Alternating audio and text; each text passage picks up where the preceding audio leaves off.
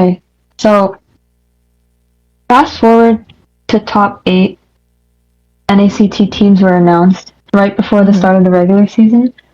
This was when like all the pictures of us were being released, and then I find out that Basic actually asked Marcuti to join BTK next roster change, and the regular season hasn't even started. And I'm not gonna lie, at that moment, I felt like quitting. Like the regular season hasn't even started, and you're already thinking about replacing me.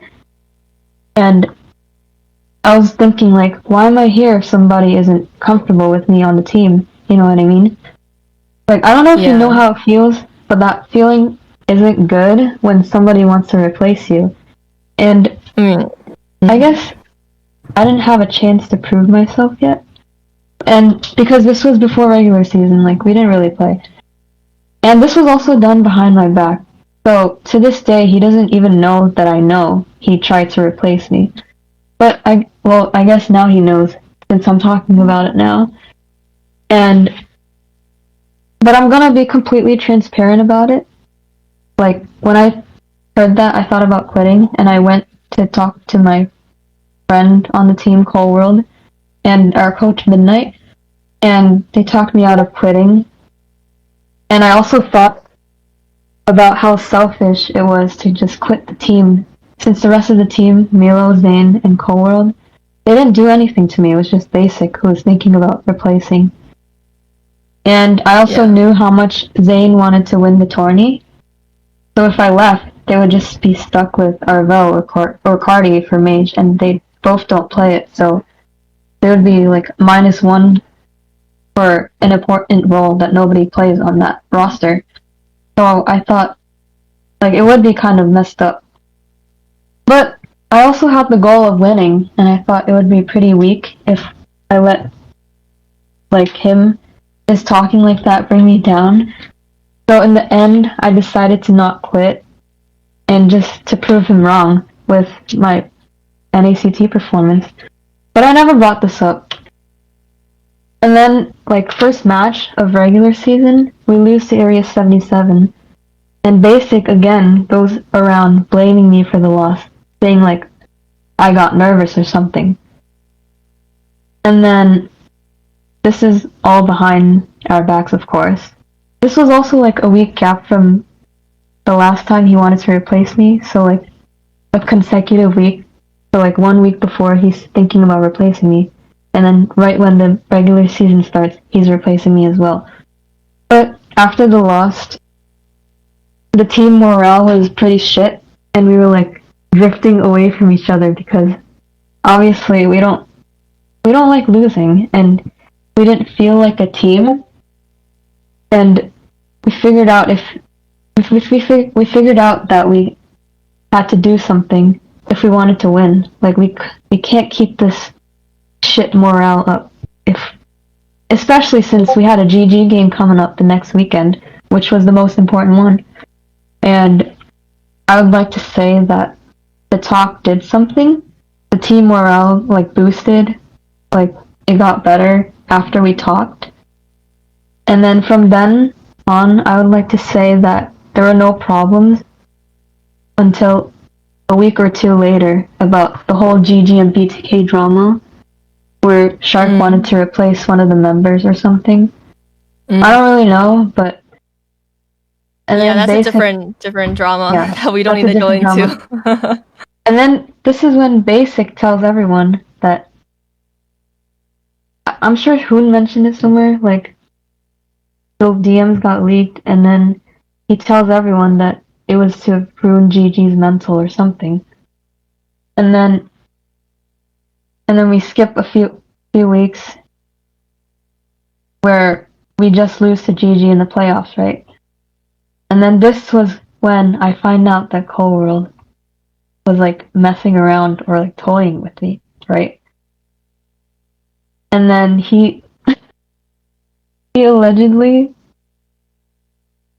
had a girlfriend while messing with my emotions. Obviously, I don't know if it's true because I'm also hearing multiple things, but that's what everyone was talking about at the time. And so that like shut down my mental a bit, because at that point I was like a little bit emotionally attached to him, and finding that news messed me up a bit. Not a bit, that shit messed me up a lot. And I decided I was debating whether I was mentally well enough to play for the match tomorrow, which was the Area 77 playoff match. But I decided that I'm better than that again. Like, I wanted to push everything aside and just focus on winning, because we're like 2 to 3 months into the season, and then I just quit like that randomly. That would be like a waste. Like, I wasted 2 to 3 months scrimming for no reason, just for some stupid shit to mess it up or something. And then we ended up winning, and I tried my best. And then this is where shit gets shady. Like, I would like to say, like, not even 5 to 10 minutes after we won the Area 77 match, Basic is already deeming Marcuti to join us behind my back. And I find out from other people, and not from him directly. And when I heard about that, I immediately went to talk to Midnight and asked if he was gonna let it happen, like roster swap, last minute change. And Midnight, if you're listening to this, I'm sorry. but then the team finds out about the whole world drama shortly after we won. Like, cause they sensed that I was acting weird. Like, before A77 match, I was acting like a bit weird, but nobody knew what was happening. But they find out after we win, and they're like, nope, we're not gonna deal with that unless you guys fix your problems. So from what I heard at first, Milo and Zane were like, what the fuck? That's fucked up what you're doing to her. And I'm not gonna lie about it, even though, like, what he did to me emotionally, this is what happened, even though, like, their perspectives changes afterward. Because after, like, a couple hours later, they eventually agreed to getting Marcuti. And I wanted to fight for my spot. Like, in my mind, I'm like, there's no way I scrimmed, ranked, and reviewed games every day for 4 to 5 hours just so I can have my spot, like, given up like that. And yeah, they wanted me and Cold to fix our problems, and that's what we did. Like, despite all the drama bullshit, like, we agreed to, like, just move past it, and we were gonna be adults and focus on the bigger thing, which was winning. Like, we have the same goal, and sometimes in life, you just need to work with people you don't always like. And then we go up to the team and tell them that we fixed our problems. And at this point, this is a few days later, and I'm still trying to fight for my spot.